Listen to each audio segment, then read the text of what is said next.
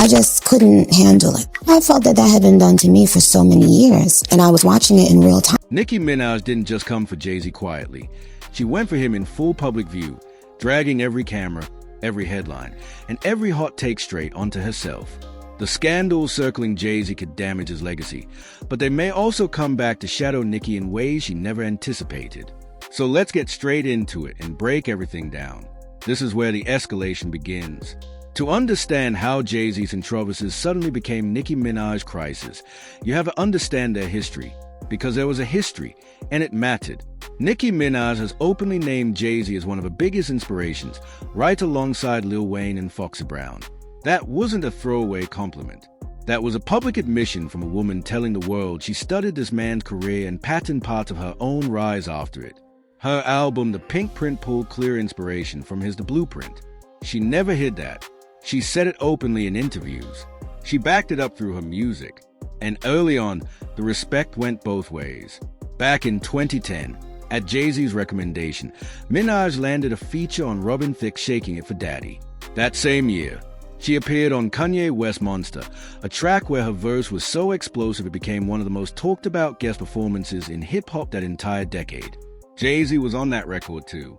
They shared studios, tracks, and elite industry rooms, moving within the same circles. Minaj went on to shatter records on the Billboard Hot 100, surpassing legends like Aretha Franklin, and building a career that positioned her to expect equal treatment from the industry's power players. But this is where the cracks start to show. Minaj is signed to Young Money Entertainment and Republic Records. She is not, and never has been, signed to Roc Nation. Jay-Z's company represents artists like Megan Thee Stallion, maintains deep partnerships with the NFL, and holds influence over award shows, major events, and the industry's infrastructure itself. Minaj operates outside that machine, yet in the same competitive space, and according to her, that space slowly began to shrink. Online discussions, particularly on Reddit, have speculated that Minaj sought Jay-Z's approval and collaboration, only to feel brushed aside when he never appeared on a solo track with her. Whether that's a real trigger or not, the public tension officially begins with money, specifically Tidal. Jay-Z launched Tidal as a streaming service branded as an artist-owned alternative to Spotify and Apple Music. Several A-list artists received equity stakes, and Minaj was one of them. Then in 2021, Jay-Z sold Tidal to Square Incorporated, now known as Block, for $32 million. Minaj erupted on social media, unleashing a public tirade that caught the entire industry's attention. She accused Jay-Z of owing her anywhere between $100 million and $200 million. Posting on X, formerly known as Twitter, she claimed her team had already calculated figures reaching $100 to $200 million and demanded Jay-Z call her directly to settle what she labeled a karmic debt. According to her, she had initially been offered just $1 million for her equity stake, an amount she said she flatly rejected. This wasn't a closed door negotiation. It wasn't a legal complaint. It was a public accusation, blasted out to millions of followers, framed not as a business disagreement but as a moral betrayal. And it didn't end there. Months earlier, in September 2024, before the July 2025 eruption, Minaj had already gone after Jay-Z and Steve Stout, the CEO of United Masters and a known Jay-Z associate, accusing them of spreading false narratives about her involvement with Tidal. She alleged they intentionally lowballed her equity and questioned their business integrity outright. She suggested they protected insiders while singling her out. The September 2024 posts were sharp and deliberate. The July 2025 posts were an explosion. She later took to Instagram, criticizing fans who still referred to Jay-Z as Hov, treating the nickname as if it were an endorsement of someone she claimed still owed her. From there, her accusations widened. She added Roc Nation CEO Desiree Perez to the list, accusing leadership of destroying both the music and sports industries, using bots to inflate artist success, and failing to hire black women in executive roles. Every post added a new layer. Every claim expanded the battlefield. What began as a dispute over Tidal equity evolved into a sweeping indictment of an entire corporate power structure, and every word played out in public. This pattern defines everything that followed. Minaj didn't file lawsuits. She didn't retain forensic accountants to release formal findings. She went straight to social media. She went to X. She went to Instagram. She presented her case to the world. And by doing that, She opened herself up to public judgment. The controversies surrounding Jay-Z, the lawsuits, business conflicts, and personal allegations that had circulated for years existed independently on their own timelines. But Minaj attached herself to them. She positioned herself as a narrator, and narrators don't escape scrutiny. The question posed is whether Jay-Z's controversies threatened to derail Nicki Minaj's career. Based on everything that followed this escalation, the answer becomes clear. It was never really about his controversies. It was about what she chose to do with them. The money sits at the center of it all. The financial dispute over Tidal is the foundation of every public argument Nicki Minaj built, and the clearest window into how the situation spiraled beyond her control. When Jay-Z assembled his group of artist owners for Tidal, the pitch was aspirational.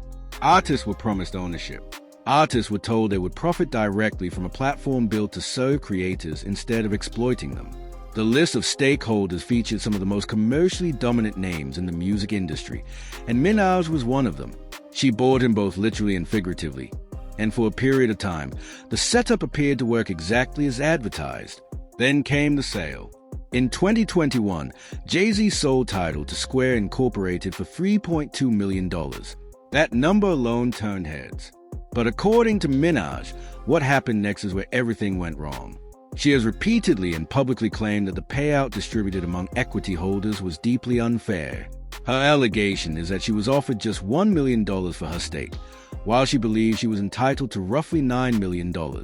That discrepancy between $1 million and $9 million is massive by any standard. Yet Minaj didn't stop there. Instead, she dramatically escalated the figure, pushing her claim into the $100 to $200 million range.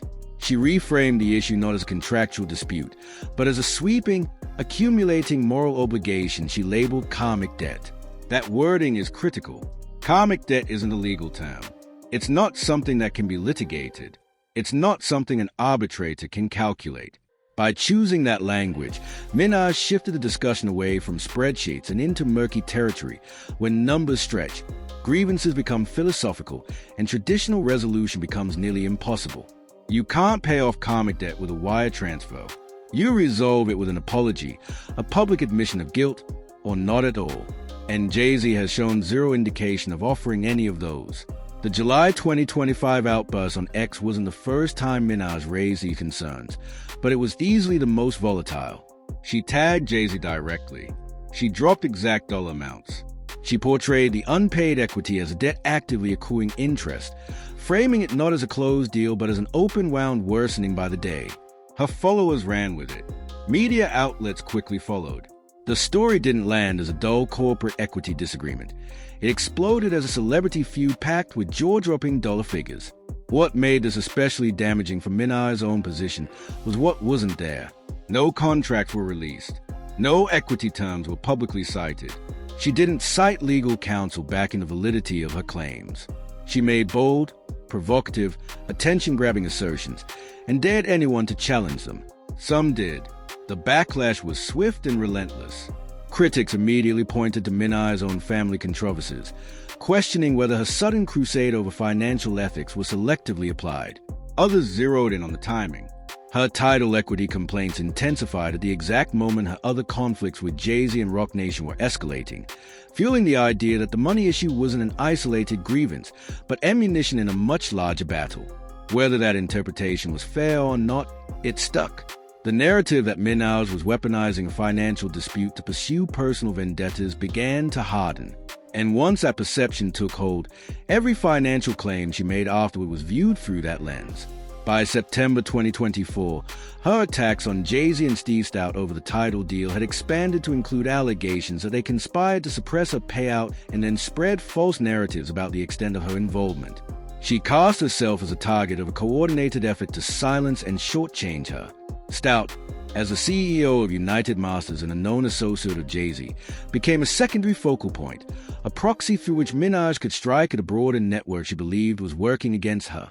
At the same time, the financial dispute became inseparable from her creative output. Minaj directly linked her refusal to release new music to the unresolved Tidal debt, signaling that she would withhold her art until the issue was resolved. That was a high-stakes move for an artist whose commercial relevance depends on consistent releases, touring, and visibility. Voluntarily stepping away from the market isn't a power play. It's a gamble. And the person most exposed by that gamble wasn't Jay-Z, whose empire spans music, liquor brands, sports management, and venture capital. The person absorbing the damage was Minaj herself. Her Instagram posts only reinforced the cycle.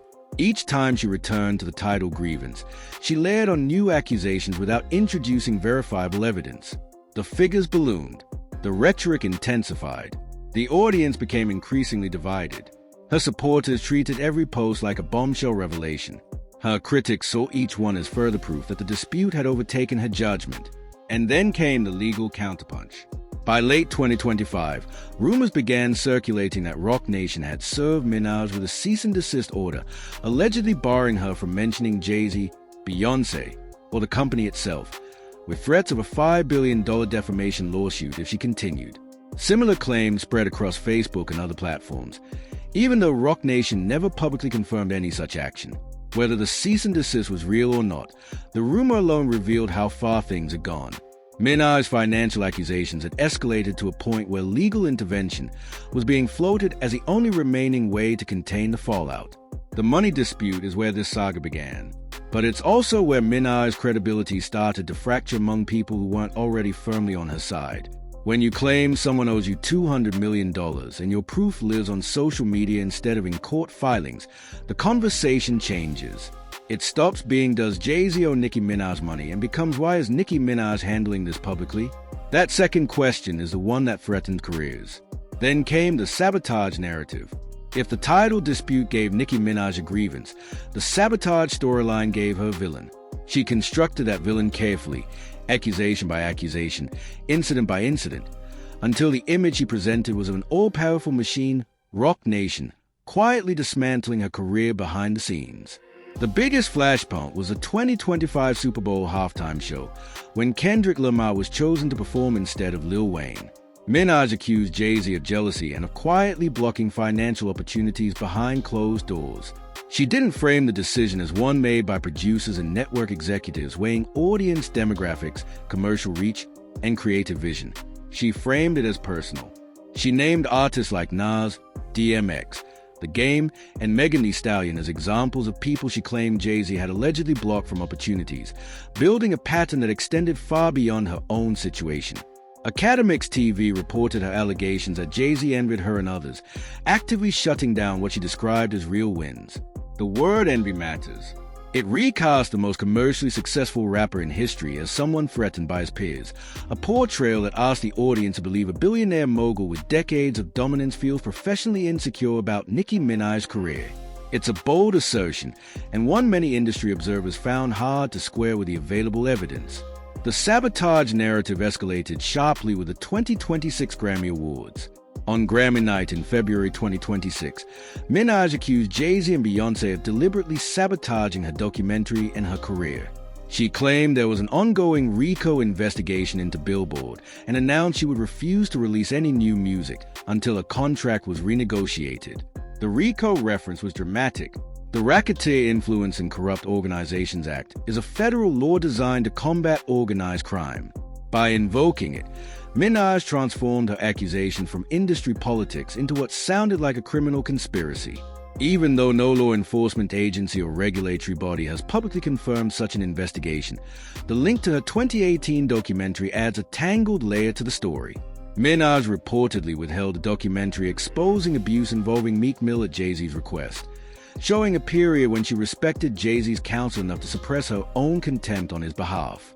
Now, she frames that cooperation as unreciprocated loyalty. She did something for him, and he repaid her with obstruction and exclusion. By October 2025, the sabotage storyline appeared to hit a breaking point. Minaj announced she was quitting music and scrapping her 2026 album rollout, blaming Jay-Z and Roc Nation for blocking her plans. She claimed they had begged her to do a tour, but she refused, citing unethical practices. The announcement carried enormous weight. This was one of the best-selling female rappers in history voluntarily walking away from the industry, but it also came with enormous risk. If the retirement was intended as a negotiating tactic, it only works if the other side cares enough to negotiate. If Jay-Z and Roc Nation simply let her walk, that leverage vanished. By February 2026, she was delaying her album due to contract disputes and what she described as sabotage by Billboard affiliates, implying Roc Nation's involvement. And the list of targets kept growing. It was no longer just Jay-Z. It was Roc Nation. It was Desiree Perez. It was Billboard. It was the NFL. It was the Grammy organization. The conspiracy expanded to encompass every setback, every perceived slight, and every missed opportunity. Minaj singled out Desiree Perez specifically. She accused Desiree Perez of deliberately not hiring black women as executives and of destroying entire industries. Minaj further claimed that Roc Nation had blackballed her, suppressed her social media reach, and favored artists like Megan Thee Stallion. The Megan Thee Stallion angle was especially explosive, given the existing tension between Minaj and Megan, allowing Minaj to frame the Roc Nation machine as not just anti-Nicki, but actively pro-competitor, rigging the game rather than simply blocking one player. Reports from February 2026 fanned the flames. Minaj was reportedly excluded from the Met Gala, with insiders citing her ongoing war with Roc Nation as a key reason the industry began stepping back from her. Whether that exclusion stemmed from pressure by Roc Nation or independent decisions by event organizers who deemed her public behavior risky, the distinction matters immensely. Yet it is nearly impossible to verify externally. Minaj naturally blamed sabotage. Her critics framed it as consequences. Analysts have pointed out that Roc Nation's influence across sports, music, and media gives it soft power to affect deals, endorsements, and visibility for artists, even without direct management ties. That is true, but soft power, by its nature, is nearly impossible to prove or document. Minaj's sabotage claims exist in this gray area between plausible and provable, a space where belief hinges entirely on how much trust the audience places in the accuser. And that is the central problem. The sabotage narrative demands that the audience accept Minaj's version of events wholesale, without independent verification, and despite the silence of every person she has accused. Jay-Z has not responded. Beyoncé has not responded. Roc Nation has remained publicly silent. The absence of denial is not confirmation, but Minaj and her supporters often treat it as such. Silence becomes evidence. Lack of engagement becomes proof of guilt. For Minaj's career, the sabotage narrative is a razor-sharp double-edged sword. If she's right, she is a whistleblower exposing corruption at the highest echelons of the entertainment world. If she's wrong, or even partially wrong, she risks burning every professional bridge she has left while the industry quietly closes doors around her. Then came the personal attacks. When Nicki Minaj shifted from financial grievances and career sabotage claims to direct attacks on Jay-Z's character, the nature of the conflict changed entirely. Business disputes can be settled. Claims of career interference can be investigated. But allegations involving predatory behavior and ritualistic misconduct exist in an entirely different realm, one where walkbacks are nearly impossible and where the accuser becomes just as scrutinized as the accused. The Grammy night eruption in February 2026 marked the most extreme escalation yet. During the ceremony, Nicki Minaj posted on X about children being sacrificed for power, explicitly linking the claims to Jay-Z and Beyoncé. She shared images, timelines, and narrative threads she personally constructed to support her accusations. She alleged Jay-Z had inappropriate involvement with underage artists, specifically citing Aaliyah at 15 and Foxy Brown at 15, labeling him a child predator. She accused the Carters of engaging in what she described as satanic rituals to preserve their dominance and influence within the entertainment industry. These were no longer claims living in a gray zone. These were direct accusations of criminal behavior and occult practices aimed at two of the most powerful and recognizable figures on the planet. And they were not delivered in a courtroom, not through investigative reporting, not via legal filings, but live on social media, in real time, during one of the music industry's most visible nights. Minaj repeatedly framed her post with true or false, pairing the question with timelines and imagery of Jay-Z's past relationships, guiding her audience toward a specific conclusion while maintaining the appearance of inquiry. The rhetorical tactic was obvious. By posing questions, she preserved plausible deniability, even as the content left little ambiguity about the answers she was pushing. She claimed Jay-Z hugged and groped teenagers in public, attaching photographs she presented as evidence. Users on X rapidly amplified the content, reposting screenshots and clips that highlighted her true or false framing. Engagement exploded. The accusations spread across X, Instagram, Facebook, and YouTube, each repost increasing visibility while simultaneously distancing the claims from any verifiable sourcing. She then connected these personal allegations to a broader narrative of industry-wide ritual abuse and power preservation, moving squarely into territory long associated with entrenched conspiracy theories about Hollywood and the music business. The accusations of satanic child sacrifice explicitly framed Jay-Z and Beyoncé as participants in child exploitation as a means of maintaining elite status and control. Ex-users and commentators summarized Nicki Minaj's posts as tying the feud to broader conspiracy theories, a description that, regardless of anyone's stance, accurately captures how her claims evolved. The political angle added even more volatility. Her rants frequently mixed Trump support with attacks on Jay-Z's alleged Democratic ties and connections, warning followers that voting Democrat equated to endorsing the behavior she was accusing the Carters of. She tied her album release directly to exposing what she called RICO-level sabotage, making her creative output inseparable from a crusade against the Carters' supposed corrupt infrastructure. While Beyoncé was initially more peripheral, accusing the Carters as a unit drew her directly into Minaj's crosshairs. This provoked Tina Knowles, Beyoncé's mother, to post in July 2025 what many interpreted as a critique of Minaj's claims. Though Knowles later denied targeting Minaj, the narrative had already shifted. The feud now included the extended family. Minaj escalated her accusations further, framing Knowles' denial as proof of a coordinated cover-up rather than a clarification. Critics were quick to highlight the apparent hypocrisy. Minaj's sudden focus on predatory behavior and age-gap relationships clashed with her own family's criminal history, including her husband and brother. YouTube commentators like DJ Vlad called out the contradiction, comparing alleged Jay-Z behaviors to convictions within Minaj's own family. While logically, her family's past doesn't invalidate her claims, in the court of public opinion, inconsistency matters, and it chipped away at her credibility with anyone not already on her side. The personal attacks marked a point of no return professionally. A financial dispute can be softened. A sabotage allegation can be disputed. But accusing someone of being a child predator involved in satanic rituals? That bridge doesn't just burn, it vanishes entirely. With it goes any chance of reconciliation, collaboration, or even coexisting in the same industry. Jay-Z has remained silent. No public responses to financial claims. No rebuttal to sabotage accusations. No denial of predator or ritual allegations. Total silence, which, depending on perspective, can seem strategic or catastrophic. For Minaj, it's maddening. She's launching her most explosive claims at an unyielding wall that reflects nothing. For her career, the danger has never been greater. Accusing industry titans of money disputes? Bold. Accusing them of satanic child sacrifice? Unhinged. And the entertainment industry, flawed though it is, instinctively distances itself from anyone it views as a liability.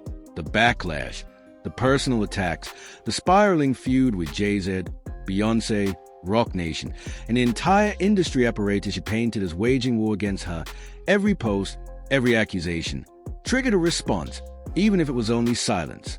But the response was nothing like Nicki Minaj had anticipated. Instead of sparking an industry reckoning that would validate her explosive claims and punish her targets, the backlash came full circle and landed squarely on her.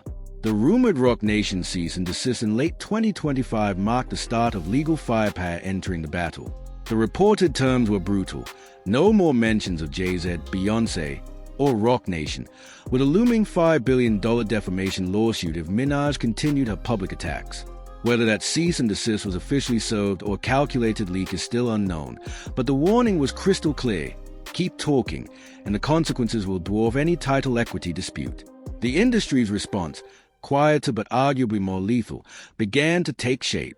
Reports suggested Minaj was snubbed from the Met Gala, with insiders claiming her ongoing war with Rock Nation made her a liability.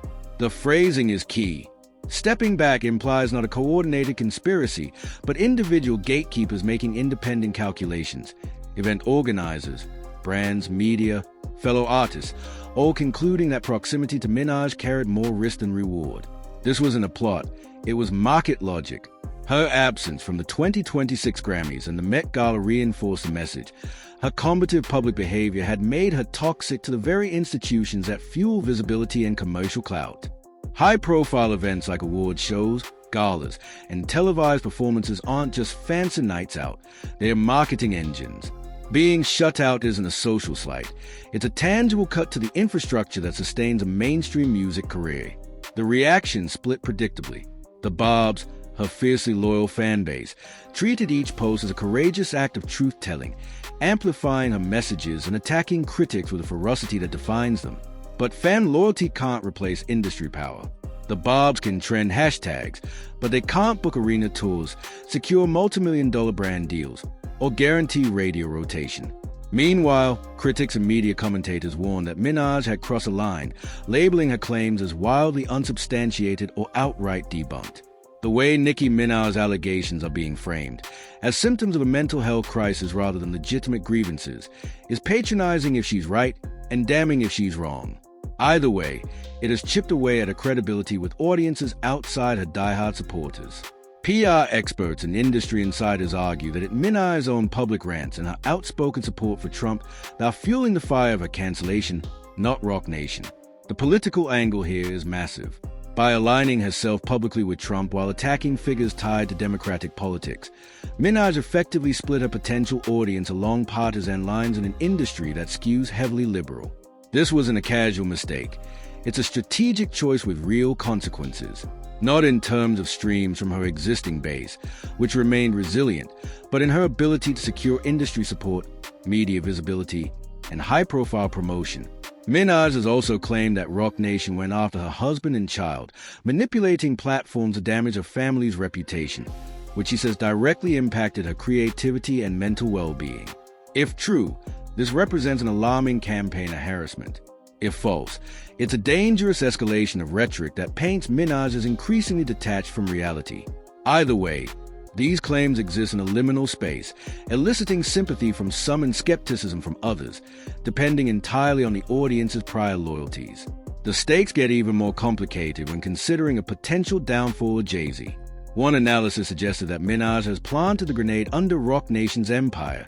If Jay-Z falls, her warnings and accusations could be retroactively validated, cementing her as the one who saw it first and shouted the loudest.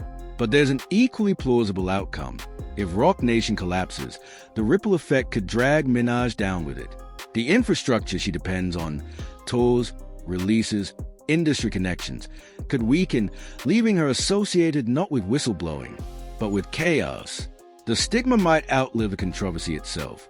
Experts warn she could be at the twilight of her career, regardless of Jay-Z's fate, pointing to her age in a youth-obsessed industry, her voluntary hiatus from music, and the mounting reputational damage from years of public feuds.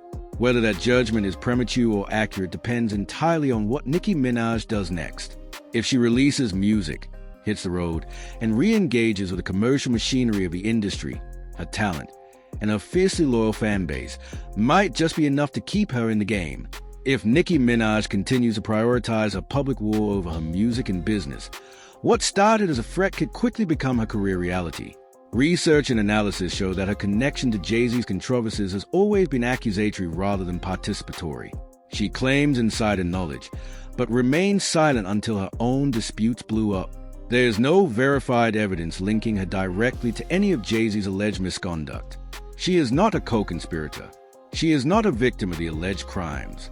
She is a former admirer turned fierce accuser, whose timing, methods, and explosive social media tactics have invited as much scrutiny on her motives as on her targets. Here's the truth. Jay-Z's controversies did not ruin Nicki Minaj's career. They handed her a stage, a massive spotlight. What put her career in danger was how she chose to use that stage, the unsubstantiated financial claims, the sprawling conspiracy theories, the predator allegations, the ritual accusations, and the political provocations. Every post, every claim, every accusation drew millions of eyes, but also exposed every vulnerability. And the light she demanded, it's still on. There's no sign it's turning off anytime soon. Thank you for watching. If you want to dive into more shocking celebrity drama like this, click on one of the boxes on your screen right now, because the story doesn't stop here.